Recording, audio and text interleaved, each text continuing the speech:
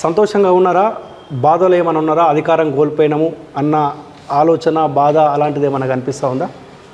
బాధ ఏం లేదు, ఆశ ఉండే. ఆశ నెరవేరలేదు అనేది ఒకంత ఉంటుంది ఖచ్చితంగా. అవకాశం మనకు వస్తుండే అనేటువంటిది ఖచ్చితంగా ఉంది. ఆ వస్తుండే అనేటువంటి దాంట్లో మనం కొంత నిరాశ అనిపిస్తుంటుంది. బట్ బాధ అయితే లేదు. ఎందుకంటే మన నాలాంటి వాళ్ళు చాలా మంది, లక్షలాది మంది కార్యకర్తలు బీజేపీ నాలాంటి వాళ్ళు, నేనే కాదు నాతో పాటు పనిచేస్తున్నట్టు వేలాది మంది కార్యకర్తలు కూడా జీవిత ప్రయాణం మొదలుపెట్టినప్పుడు, ఈ సిద్ధాంతంతో ఆలోచనతో మొదలుపెట్టినప్పుడు బీజేపీ ఢిల్లీలో అధికారంలోకి వస్తుంది, ఈ రాష్ట్రంలో అధికారంలోకి వస్తుంది, ఆ రాష్ట్రంలో వస్తుంది, దేశాన్ని అంతా ప్రభావితం జరుగుతామన్న ఈ జన్మలో మీరు చూస్తామని అనేటువంటి దీంట్లో కూడా లేకుండానే మొదలైంది ప్రయాణం. ఈ ప్రయాణ క్రమంలో ఢిల్లీలో అధికారంలోకి వచ్చిన 2 సార్లు, 3ఓసారి అధికారంలోకి వచ్చిన మోడీ గారు 3ఓసారి, 4ఓసారికి అధికారం వస్తారనే పరిస్థితి ఉంది. 18 రాష్ట్రాల అధికారంలో ఉన్నాం. ఈ రాష్ట్రంలో కూడా 8 సీట్లు ఫస్ట్ టైం మనం అనుకుంటున్నాం. కానీ 8 సీట్లు మొట్టమొదటిసారి గెలిచింది ఈ రాష్ట్రంలో, తెలంగాణ రాష్ట్రంలో బీజేపీ ఫస్ట్ టైం. గతంలో 5 సీట్లు అలయన్స్లో గెలిచింది.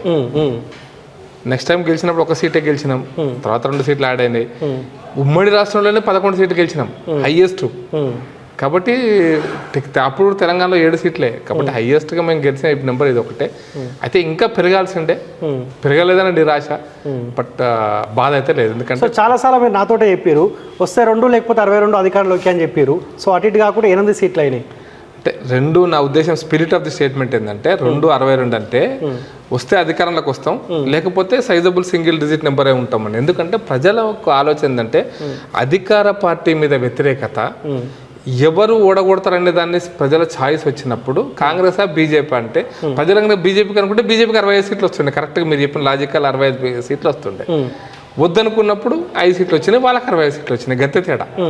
కానీ ఆప్షన్లో మీ పార్టీ ఎందుకు లేకుండా పోయింది? ఆప్షన్ కాంగ్రెస్ పార్టీ ఎందుకు అయింది?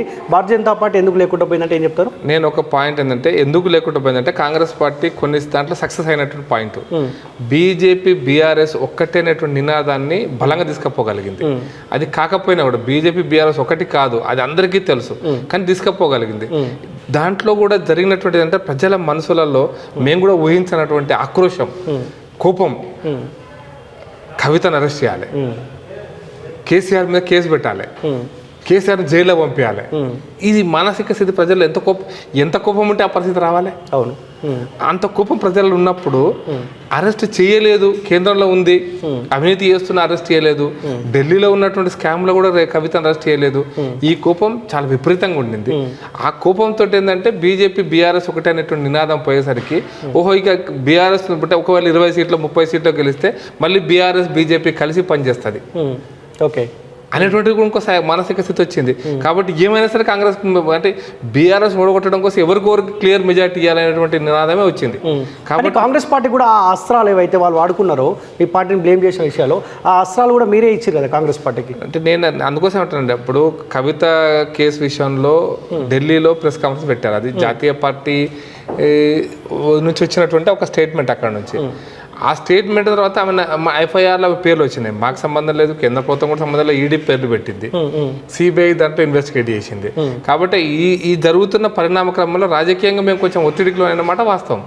ఇదే పరిణామ క్రమంలో కర్ణాటక ఎలక్షన్ జరిగినాయి, కర్ణాటకలో మేము ఓడిపోవడం, దానికి తోడు ఇది గెలవటం, ఈ 2 కలిసి మమ్మల్ని ఇబ్బంది పెట్టినాయి. పక్క అదే పక్క. అంతే సందర్భంగా మేము అవినీతి గురించి మేము ఎంత ప్రయత్నం చేసినా కేంద్ర ప్రభుత్వంగా చేయడానికి అవకాశం లేదు. ఎందుకంటే సిస్టమేటిక్గా ప్రభుత్వాన్ని కనుక నడిపిస్తే ఈ సంవత్సరంలో ఏలు పెట్టకూడదు. అంటే కాంగ్రెస్కి ఏముంది, ఏలు పెట్టే నా యొక్క నేచర్ ఉంది. ఉదాహరణకి జగన్ కేసే, వైఎస్ జగన్మోహన్ రెడ్డి గారి కేసును హైకోర్టులో సుమోటకు కాంగ్రెస్ నాయకుడే రాస్తే దాన్ని కేసుగా తీసుకొని సిబిఐ ఇన్వెస్టిగేషన్ ఫలితాలు మనం చూస్తున్నాం. కాబట్టి ఇది మా నెరేటివ్ ఫిక్స్ అయిపోయింది. కాంగ్రెస్ వాళ్ళు బలంగా వ్యతిరేకంగా పోరాటం చేశారు టీఆర్ఎస్ మీద. కాబట్టి ఈ 2 కలిపితేనే జరిగింది. అదే అవినీతి అంటే ఇంత కోపం ఉంటుంది, అదే కవితను అరెస్ట్ చేస్తే చాలు అనేటువంటిది. నువ్వు బీజేపీకి ఎందుకు ఓటేస్తే లేవంటే మీది కవితను అరెస్ట్ చేయలేదు అంటున్నారు. కేసు లేదా అవినీతి కంటే ఎక్కువ మీరు కవితను అరెస్ట్ చేయలేదు అంటే ఇంత ఆ కుటుంబం మీద కావచ్చు, ఆ పార్టీ మీద కావచ్చు, ప్రజలకు ఇంత కోపం ఉందనేటువంటిది మన ఎలక్షన్స్ లో బయటపడింది. ఊహించినంత కోపం, అది ఎందుకంటే మేము ఊహించినంత కోపం అంటే అదే.